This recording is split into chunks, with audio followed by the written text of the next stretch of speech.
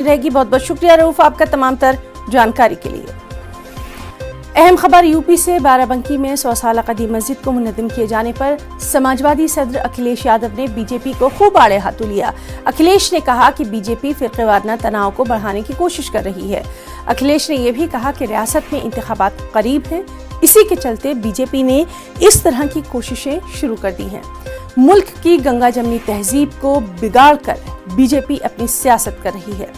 अखिलेश यादव ने यह भी कहा कि बीजेपी नफरत की सियासत से मजहबी तनाव पैदा करने की कोशिश कर रही है। सीधे रुख करेंगे लखनऊ का, हमारे साथ मौजूद हैं हमारे नुमाइंदे तारिक कमर।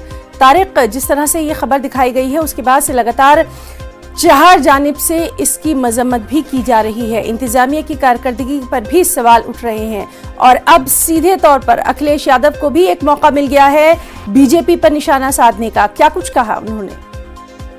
हाँ देखिए, बहुत अहम पेशरफ ये है कि अखिलेश यादव मुसलसल तनकीद कर रहे हैं हुकूमत पर मुख्तलिफ हवालों से, और ये एक ऐसा इशू है कि जिस पर किसी भी सियासी जमात की खामोशी जो है वो जाहिर है कि बज़ाहिर ऐसा लगता है कि उसकी कमजोरी की अलामत है। लेकिन अखिलेश ने इसका फायदा उठाते हुए वाज़ेह तौर पर यह कहा है कि आने वाले इलेक्शन की तैयारी बीजेपी कर रही है और चाहती है कि मजहबी मुनाफरत को फरोग दे दिया जाए, और जिसकी बुनियाद पर वो इक़्तिदार में पहुंचती रही है। तो देखिए, अखिलेश ने जो एक कहा जाता है कि दुखती रग पे वार किया है, लेकिन एक अहम बात यह है कि इस अमल की मजम्मत समाज के हर तबके के जानिब से हो रही है। बिलखुसूस जो मुस्लिम तबका है उसके उलमाए किराम, दानिश्वर और बहुत जिम्मेदार लोग सामने आए हैं जिन्होंने ये कहा है कि हुकूमत आखिर चाहती क्या है, क्यों अदालत के अहकामात की खिलाफ वर्जी खुलेआम एडमिनिस्ट्रेशन के लोग कर रहे हैं, क्यों उन पर कार्रवाई नहीं हो रही है, अभी तक कोई नोटिस सरकार ने क्यों नहीं लिया है। और देखिए, ये बहुत अहम मसला है